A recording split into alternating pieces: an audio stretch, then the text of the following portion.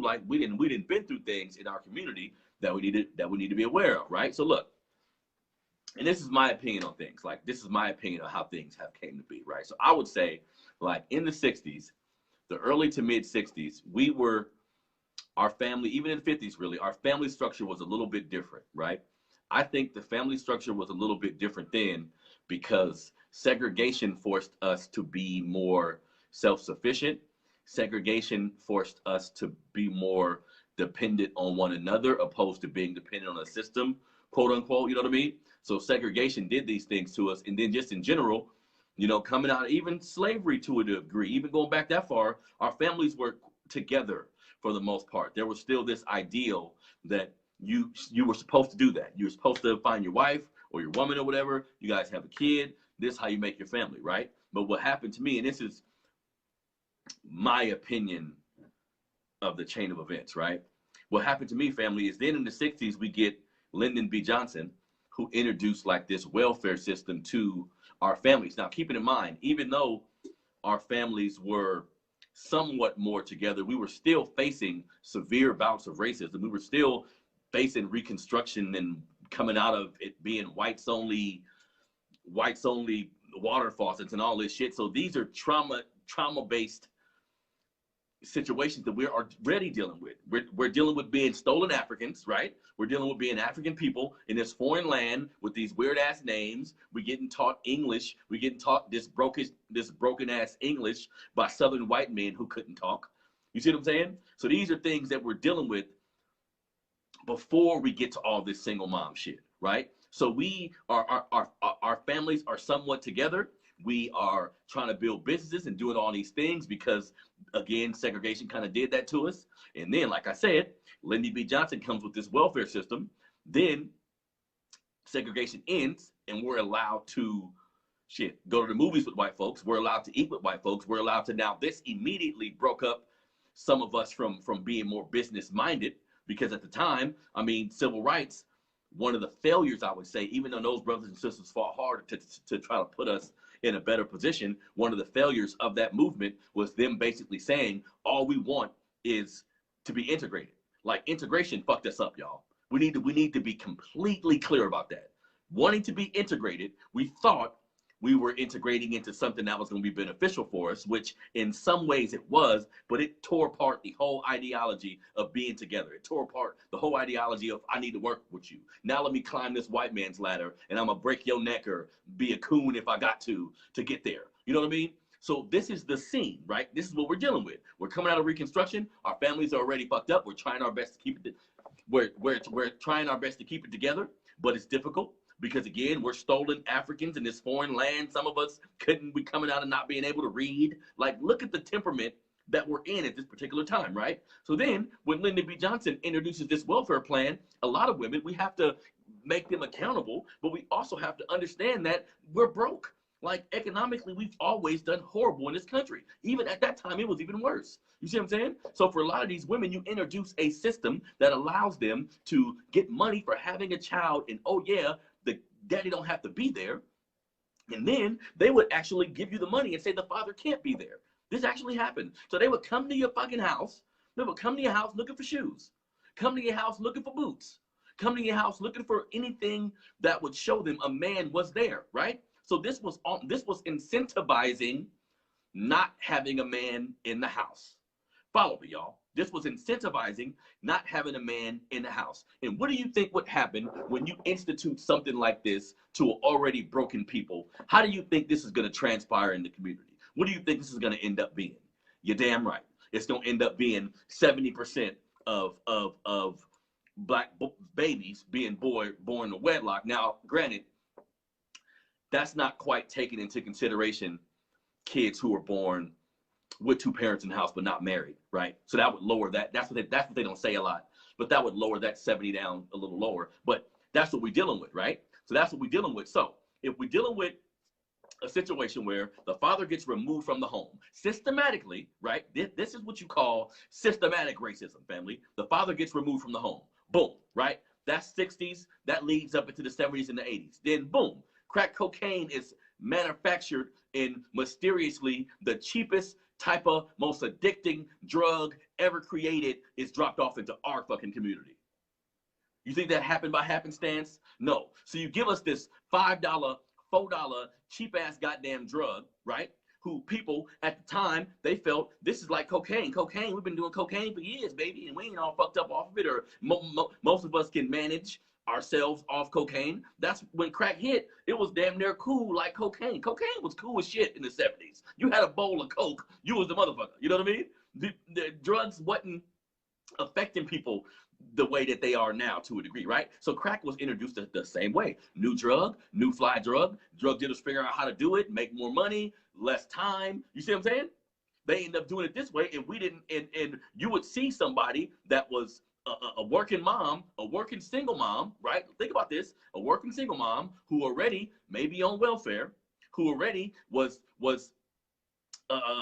seduced by this system to get on welfare, knowing that a man can't be around, or knowing that she can't have a man there, right? This is already her temperament, so she already has a household with no kid there. With no man there, right? Then times are hard. She's struggling. A homegirl of hers introduced her to this new drug. She take that first hit of crack. That shit blow her mind more than anything she ever done in her life.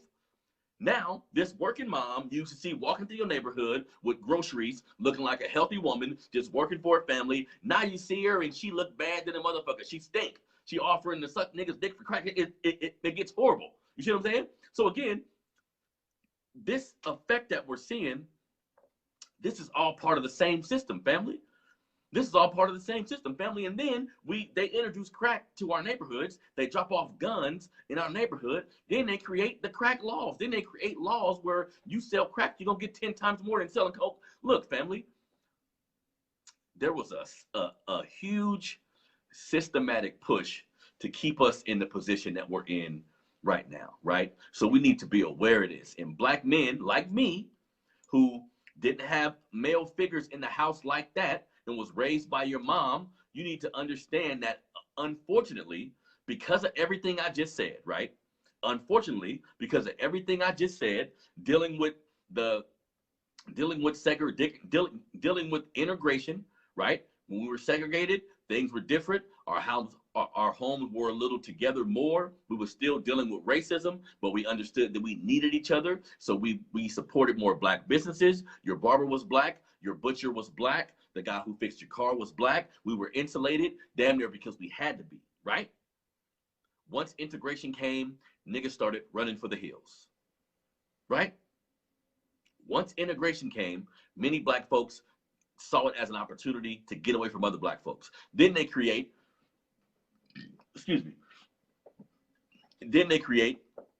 this caste system, family, in our community based on light skin and dark skin. All these things are happening simultaneously. Then they create this caste system in our community based on a couple things, based on social economics and based on skin color, right? So if you was light skinned, you felt like you was the shit because in slavery you was inside of the house.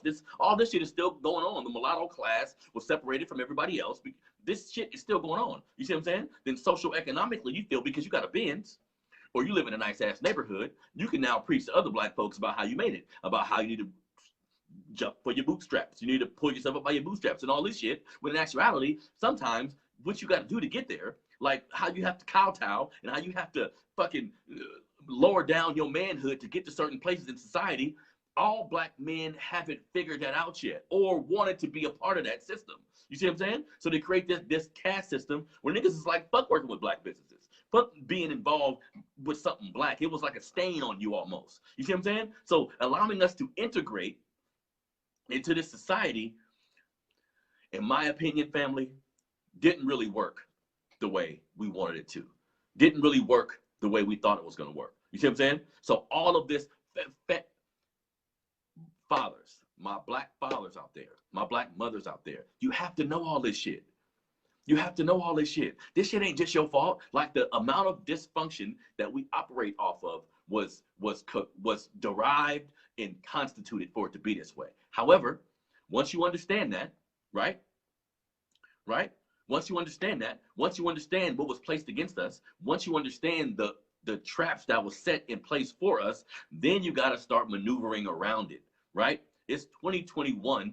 some of this, we have to be honest. Like some of the shit we do in our community, some of the shit we do to each other is highly unhealthy. Now, these are the reasons why. There's reasons why. I'm giving you the reasons why.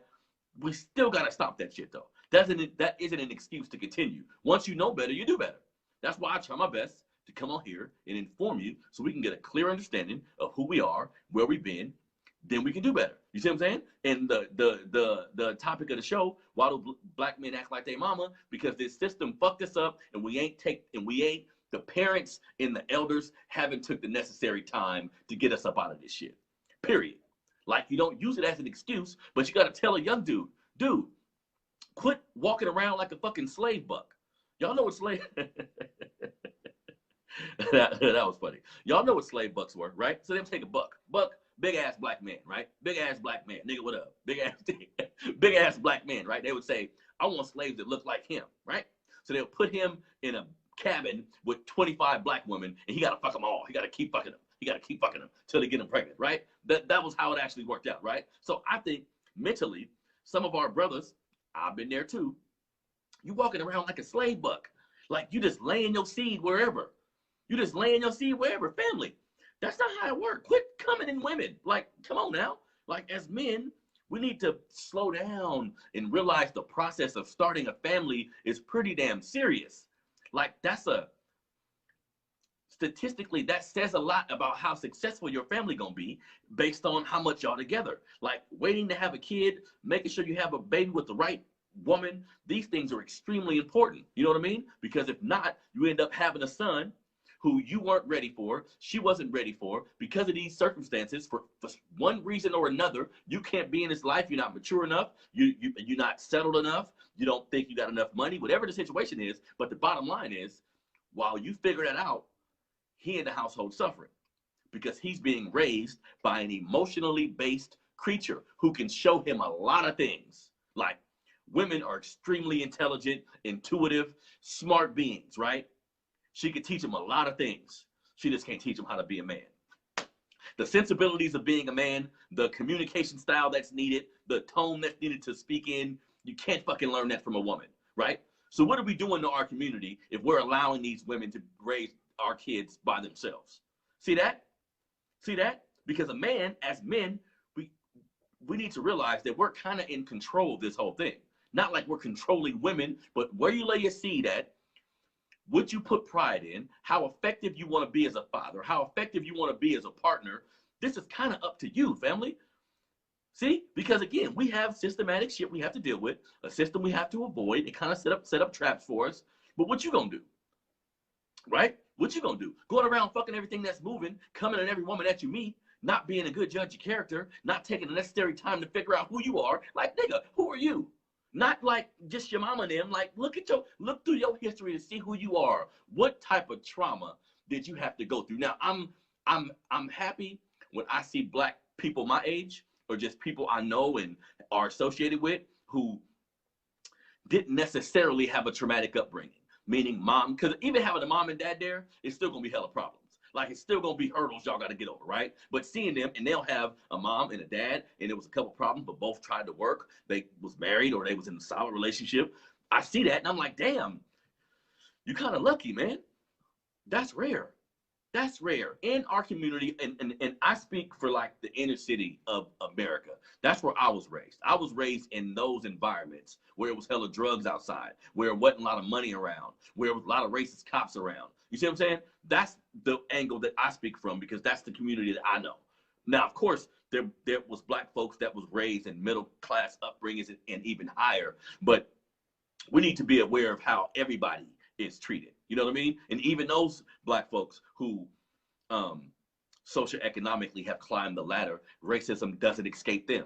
They still have to deal with the same type of disenfranchisement, the same type of judgment that we have to deal with too. That's why it's important to know that we all kind of in the same boat. But back to the point, if you're a man who is out here just fucking frivolously and not paying attention to who you mate with and who you decide to have kids with, you're perpetuating the same cycle, family. We got to call each other to the table. So you see, I'm going to talk about everything in context. The system has done a number on us. That's a part of this. But what are we doing now? What are we doing to ourselves? You know what I mean? And if you a young dude, if you know a young dude out there that's always yelling at his baby mama, if you know a young dude out there that's using his kid as a pawn, meaning saying that he want to be in a relationship with the woman, only saying that he wants to be a father to the kid, only if the woman will be in a relationship with him, right? A man that's always gossiping about shit. A man that's always not understanding that sometimes a woman is going to be emotionally driven by said situation, right? But you can't too. You can't join her, nigga. And I've been there. But look, again, if the only person you grew up watching resolve issues was a woman, family, unless you had a whole bunch of other influences or you've consciously nurtured yourself through all this shit, you're probably gonna react like your mom did when certain shit happens, right? That's not to say like you a bitch or you a woman or nothing, but we have to be realistic. Where did you get these traits from? And if you think you were raised in a household with one parent and you don't take on any of the characteristics of this parent, you're out of your goddamn mind. That's just not how it works. You see what I'm saying? So we got to unpack this shit because I'm tired of seeing young men in our community relating to women in a particular way, having these kids, not necessarily knowing how to take care of the kids. Why? Never master how to take care of themselves. Why? Never mastered who they was. Don't really know who they are. And before they even know who they are, they're already outside fucking and operating like a man, but they're not a man. See? Our young dudes and men in general need to realize just because you can conquer a woman sexually don't mean you're a man. That doesn't mean that's not going to be conducive to anything that's going to help you with your life. You know what I mean? So it's important that we talk about all this, family. And like I know, we know men. And again, I have to put myself in this category. I'm getting better with this shit. It's like being addicted to something or something. You know what I mean? Like I still struggle with how I react to stuff and how I contextualize what I'm looking at, not getting defensive, like backing up and being the voice of reason, so to speak. And that's been difficult for me at times, y'all. Like a motherfucker yelling at me, a woman, not a man. A man, whole different set of rules. But you're dealing with a woman, and she's yelling, she's irate, she's hella irrational, like women tend to be all the damn time. You know what I mean? How do you deal with that? Right? You can't yell. We need to, as men, you can't yell back. You should have an even tone when talking to a woman, right? You yell, your voice gets louder, shit feel more violent, cops get called. Like it really wasn't set up for you to be aggressive, especially dealing with a woman. And you're a black man. So if the cops come, we know how that can go. You know what I mean? You know what I mean? So it's important that we teach our young men, if you know a woman that doesn't have a man around, she has a little boy, a young man, but there's no male figures. And I've seen women do this, and this is, to me, the best course of action you can take. You have to find male mentors as soon as possible. And back in the day, black folks, or just communities in general, if you seen somebody that had a kid and not a man, an old person would tell them, you need to go find that boy daddy. You know what I mean? Now, that shit's funny, and I don't think a woman should literally go find a kid a new daddy. But when I think about it in detail, kinda, right? Like not in an unhealthy way, not just laying up with any nigga around, because that can cause a lot of problems too. But putting yourself in a position as a woman to meet the kind of man that you want and the kind of man that you need, again, based on knowing who you are, because some women don't know who the fuck they are, so they out here searching for something and can't really find it because the dude that will take care of you and love you the way you need, he been getting at you for months. But because he don't drive this kind of car, because he ain't no street nigga, because of some of these other aspects or things, you may not look at him and see the value in that. But women got to be held accountable too and all this shit, right? But women, you got to find him a mentor. If you can't find him a mentor, you got to make yourself a suitable mate so you can find a man. Like real shit. Kids need men around, right? And again, that's not to be forceful and just say I'm gonna be in a relationship with any dude because of this. That's not forcing a relationship, thinking in the back of your mind, my kid need a daddy. You still have to nourish these situations and take your time because you got a kid involved, but never be of the mentality that you don't need a man. That's probably the worst statement I've heard black women say in the 20th century, saying you don't need a man is the stupidest shit possible. I don't need, I mean, of course, that's taken out of context. We don't need anything, but you should want one. You should want a stable home, especially if you have kids, right? Now, if you're a single woman saying, I don't need a man for nothing, well, that's a different conversation that involves some shit that may be unhealthy too. But if you got a kid and you saying you don't need a man, you're fucking that kid's life up. Like, I'm sorry. That kid needs a father around, and we need to be clear about the mistakes we made. Sometimes when we're in it, right? When we're in a situation, it's difficult for us to understand that, okay, maybe I did something wrong here. Maybe there's some things that I didn't do correctly that got me here. If you're not doing that, if you're not taking like a self-inventory of what actually took place, if you're not doing that, then you're going to repeat the same thing, and that situation won't really get much better. You know what I mean? I was there being a young father who still didn't know who he was, being a young father who was still trying to figure out how to be a man while raising men. That's like a oxymoron, right? How can you even do that? You see what I'm saying? And again, all races of people procreate in uncertain circumstances. That happens, right? But again, being black in America, what we're up against is a little bit different than other races of people. How we're treated by this system, how we're attacked by this system is a little bit different. So I think we should look at it a little bit different, even being more cautious than maybe somebody else would, maybe another race of person or another race of people would. Maybe we need to be a little more cautious because we need to understand what we're up against. And once you get in that system, that's why this was so important. That's why it was so important for me to talk about this book, The Child Support Hustle. You feel me? Because once you get in this system, you're damn near fucked. Like understand that, y'all. I pay child support. Well, not current anymore. It's all back child support. I paid interest on kids. Yeah. I paid fucking interest on human beings. What kind of shit is that? You know what I mean? You know what I mean? Requiring my money, which I didn't have a problem with it. I paid child support. I put myself in that situation. We have to be accountable for how the fuck we got there. But, I mean, come on, man. Interest on my kids. You don't care how much I see them. You just like, where the money at? I call y'all hella rude. It's okay. So I'm like, wait a minute. Is this supposed to help me? Now, granted, being involved in the child support system is kind of your fault too, right? Like we have to be contextual. If you and your partner start things off the right way, loving each other, getting to know each other, building a foundation, then you have kids, the likelihood of you going on child support is a lot less. You see what I'm saying? Because your foundation is based in love, understanding, you know somebody, right? Again, you can get to know somebody for hella years, do all the right shit with them, fall in love the right way, and that shit still not work out. See, that happens in America. However, let's try to position it the best way possible. Let's try to put ourselves in the best position to have two-parent homes, like family. Yeah, you're right. You're right. You have to. You have to own your shit, bro. And I think a part of just black people in general, some of us who've been more dysfunctional, some of us who've had more toxic upbringings, we tend to be less accountable, right? We tend to be less accountable human beings. Just when we deal with any situation that we can possibly be at fault, we don't really take fault for it. So understand, right? And this is real psychology. Understand, right? If you're an unaccountable adult, what kind of parent do you think you're gonna be? You think, oh, you're just gonna, and people fuck me up with thinking kids make you a better, like kids turn you into a sharp ass motherfucker or something. Like kids can inspire change.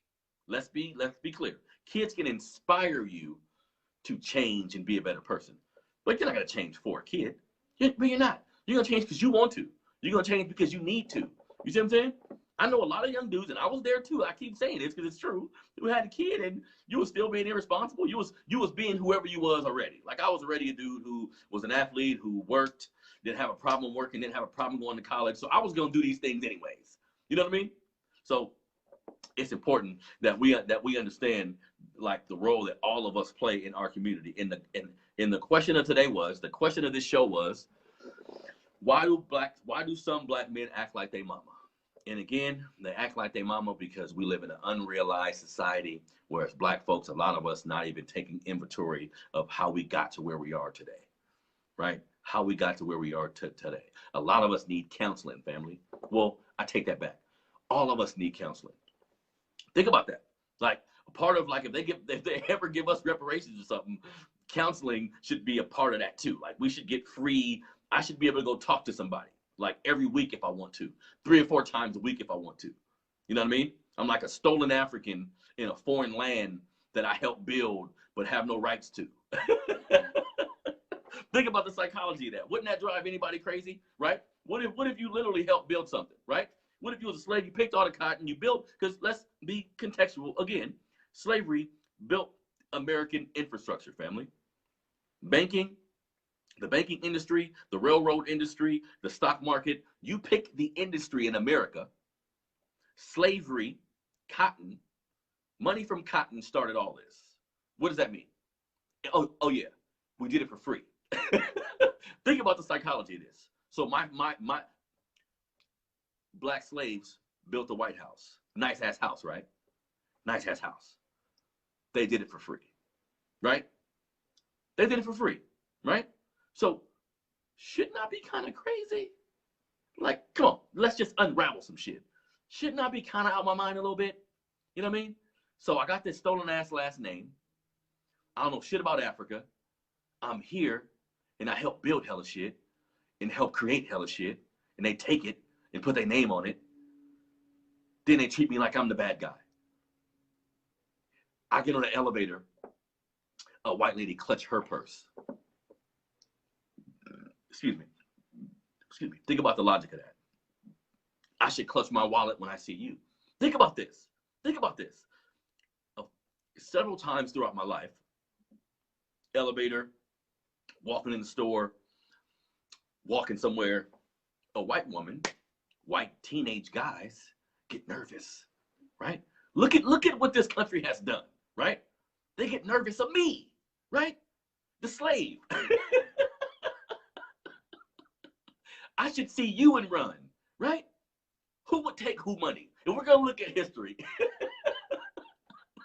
white folks kill me. Like this cognitive dissonance y'all use to deal with us is fucking amazing. Let's think about that. You put a white man and a black man right next to each other. Who's more likely to take something from one another? You got the nerves to clutch your purse when I walk by? You're the thief.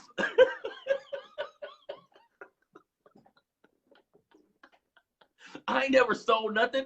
Think about that. Black folks, what have we done to anybody in this fucking... It's sad, but it's funny to me at times, man. What have we done to anybody in this country? What do we do? Bring y'all soul? Gave y'all hella creations? Gave y'all the best food? Gave y'all the best music? Huh? Taught you motherfuckers how to dress? And this is how you repay us? Taught you how to wash yourself? No. When the Moors invaded Rome, when white folks was fighting each other in Rome, right? The Dark Ages, is what they called it. They was fighting each other in Rome, and they were dying at age 29 from measles and chicken pox because they was living with their fucking animals. They wasn't brushing their teeth. They didn't have any hygiene. They didn't have any running water. They didn't have any street lights. They didn't have any of that. Moors, black men, went into Rome and instituted all of that. Gave them a library. Boom. Street lights. Boom. Hey, dirty motherfucker, put your cows over there. You can't live with your cows. That's why y'all get measles and dying at 27. Put your cows over there. Hence barn, right? That's African shit. Put your cows over there. Y'all sleep over here. Here's some soap, player. Here's some soap. This shit you put on your skin. You see what I'm saying?